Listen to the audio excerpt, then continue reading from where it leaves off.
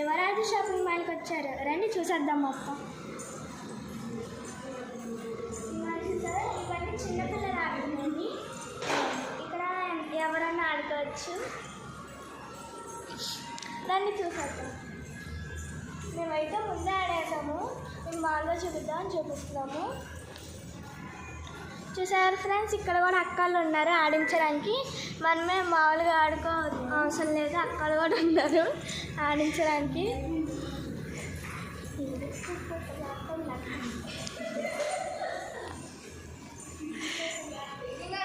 అక్క సిగ్గుపడి అక్కడ దాక్కుంది.